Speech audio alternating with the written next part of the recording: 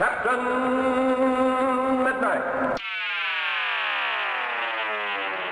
So, in the lead up to Spider-Man Brand New Day, Marvel dropped the first real, full-length trailer for Avengers Doomsday. In January, I talked about how I felt like the marketing for this movie seemed off. How those early teasers that played in front of Avatar 3 felt pitched to people who would be beyond excited to see Steve Rogers again no matter what, and not an audience that has increasingly grown skeptical of Marvel in the last few years, if not abandoned them altogether. I was hoping that for me, a full trailer would do away with those doubts. And I really don't think that that's an impossible ask for them or anything.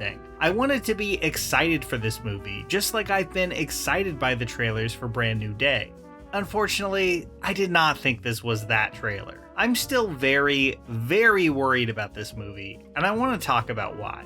Before I get into it, thanks for watching. If you find yourself on my channel often and haven't subscribed yet, I will always appreciate it.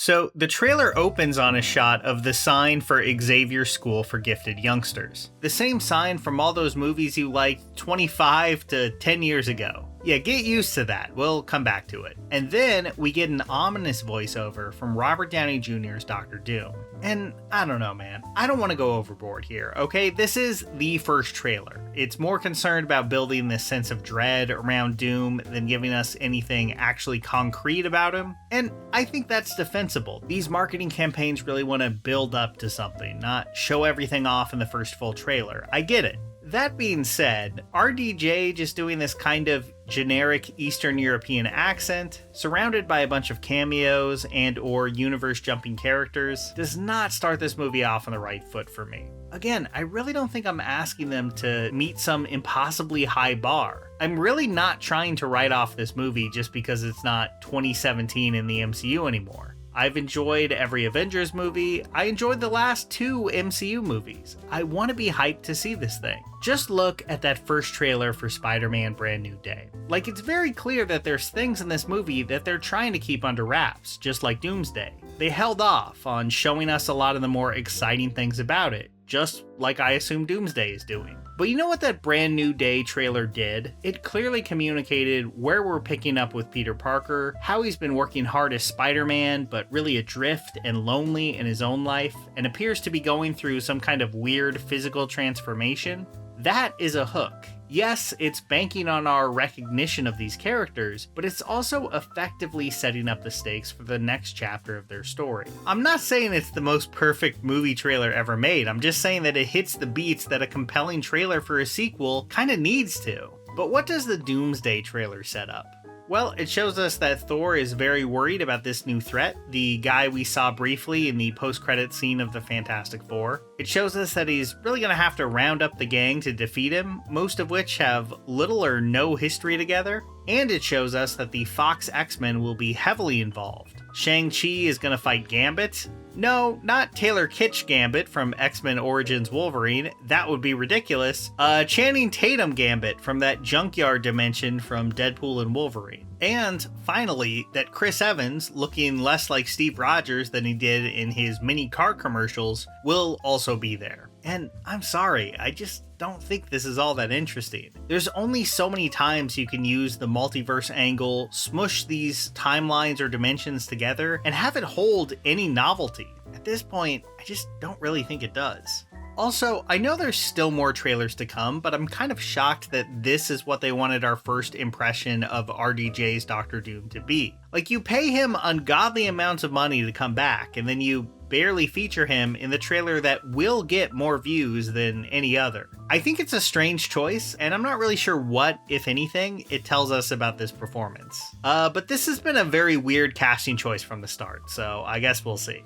Now, I don't want to be all doom and gloom here. I like Chris Hemsworth's Thor. Seeing him really take center stage and a leadership role in Doomsday is, something at least. Even if the team he's pulling together here is just so large, disconnected, and unwieldy from him and from each other that it's kind of hard to picture them bouncing off each other with the same kind of flair that something like the first Avengers movie provided in spades. Now, those early films are also what make the prospect of him interacting with Steve Rogers again kind of exciting, but it's still going to be really tough to make this undoing of Steve's happy ending in Endgame feel earned.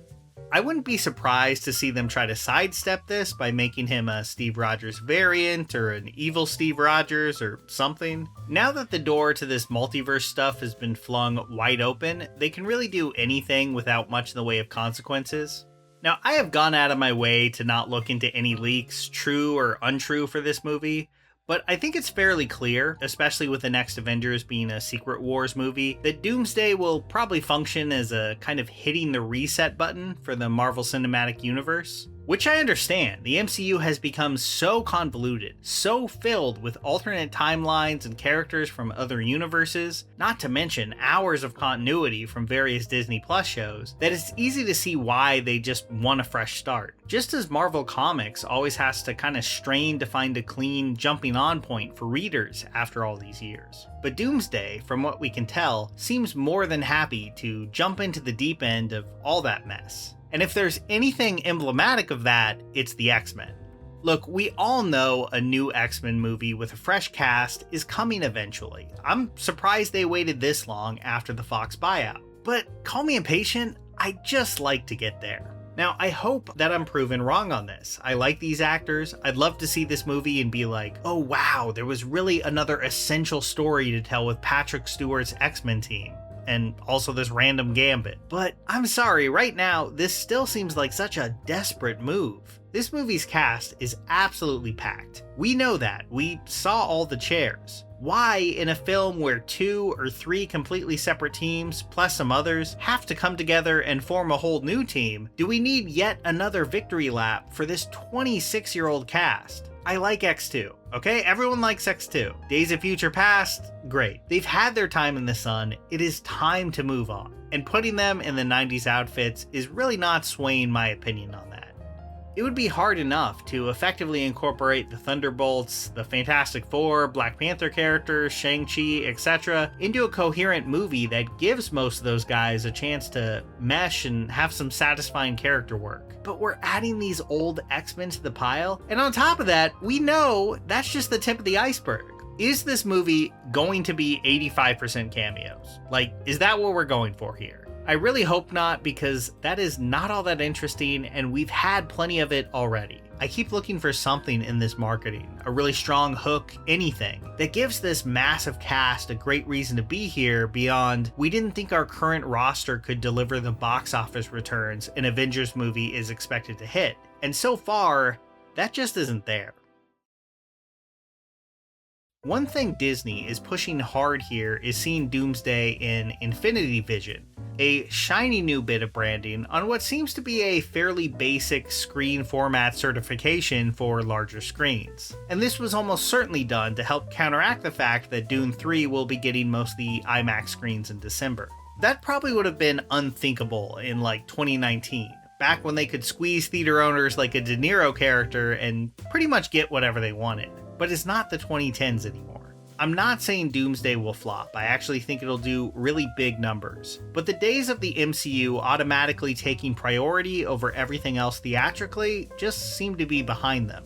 Now, IMAX worked closely with Dune's production, so it makes sense that they would give them that exclusive window. But also, looking at this Doomsday trailer, it's pretty hard to argue with them. Movies like Dune and The Odyssey just look so much more visually impressive than this. Now, the Russo brothers have made movies I really like, but their work for Netflix and this trailer leave me pretty worried about how this movie will actually look.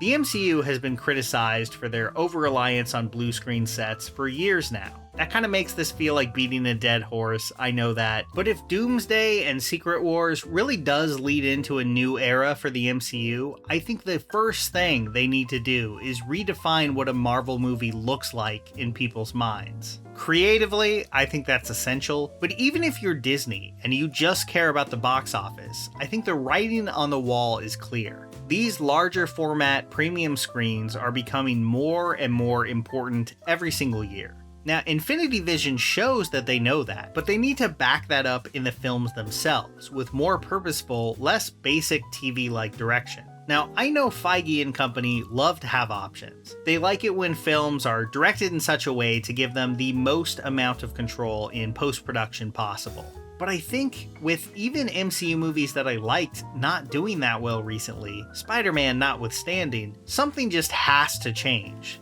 These movies need to truly look like impressive spectacles, and the definition of that has changed as people have gotten numb to massive computer-generated backdrops. And I don't like that this Doomsday trailer shows very little sign of that changing anytime soon. Oh, and this is petty, but why does Herbie look like that? The whole charm of his design rested on incorporating elements of 60s technology into his face. What did they do to my guy here? Like, come on, man.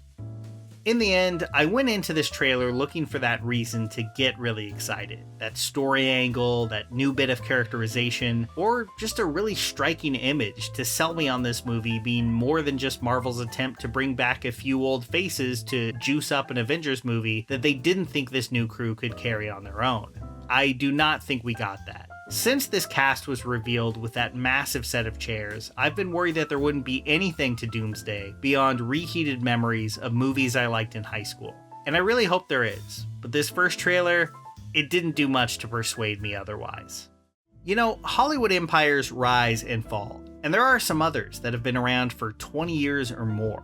Shondaland is one of them. That's why my latest episode of Showrunners is on Grey's Anatomy and Bridgerton producer Shonda Rhimes. A major force in TV, she went from writing a panned Britney Spears movie to being the biggest production powerhouse in television.